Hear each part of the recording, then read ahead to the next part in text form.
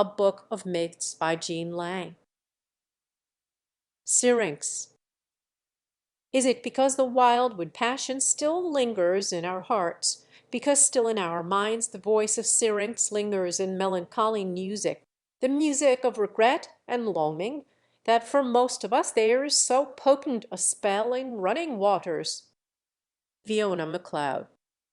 As the evening shadows lengthen and the night wind softly steals through the trees, touching with restless fingers the still waters of the little oceans that would fain have rest, there can be heard a long, long whisper, like a sigh. There is no softer, sadder note to be heard in all Pan's great orchestra, nor can one marvel that it should be so. For the whisper comes from the reeds, who gently sway their heads while the wind passes over them, as they grow, by the lonely lake or river. This is the story of Syrinx, the reed, as Ovid has told it to us. In Arcadia there dwelt a nymph whose name was Syrinx.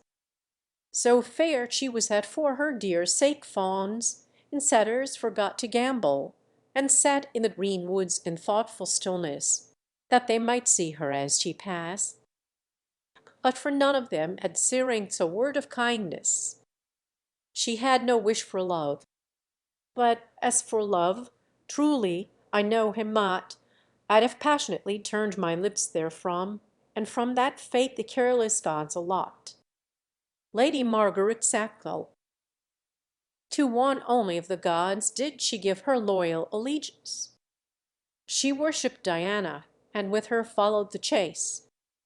As she lightly sped through the forest she might have been Diana herself, and there were those who said they would not know nymph from goddess, but that the goddess carried a silver bowl, while that of Syrinx was made of horn. Fearless and without a care or sorrow, Syrinx passed her happy days. Not for all the gold of Midas would she have changed places with those lovelorn nymphs who sighed their hearts out for love of a god or of a man. Heart whole, fancy free, gay and happy and lithe and strong as a young boy whose joy it is to run and to excel in the chase, was Syrinx, whose white arms against the greenwood trees dazzled the eyes of the watching fawns when she drew back her bow to speed in an arrow at the stag she had hunted since early dawn. Each morning that she awoke was the morning of a day of joy. Each night that she lay down to rest, it was to sleep as a child who smiles in his sleep at the remembrance of a perfect day. But to Syrinx, who knew no fear, fear came at last. She was returning one evening from the shadowy hills, untired by the chase that had lasted for many an hour, when, face to face, she met with one whom hitherto she had only seen from afar. Of him the other nymphs spoke often. Who was so great as Pan? Pan, who ruled the woods. None could stand against Pan. Those who defied him must ever come under his power in the end. He was fear, he was youth, he was joy, he was love, he was beast, he was power, he was man, he was God, he was life itself. So did they talk, and Syrinx listened with a smile. Not Pan himself could bring fear to her. Yet when he met her in the silent loneliness of a great forest, and stood in her path and gazed on her with eyes of joyous amazement that one so fair should be in his kingdom without his having had knowledge of it, Syrinx felt something come to her heart that never before had assailed it. Pan's head was crowned with sharp pine leaves. His face was young and beautiful, and yet older than the mountains and the seas. Sadness and joy were in his eyes at the same time, and at the same moment there looked out from them unutterable tenderness and merciless cruelty. For only a little space of time did he stand and hold her eyes with his own, and then in low caressing voice he spoke, and his words were like the song of a bird to his mate, like the call of the earth to the sun in spring, like the lap of the waves when they tell the rocks of their eternal longing.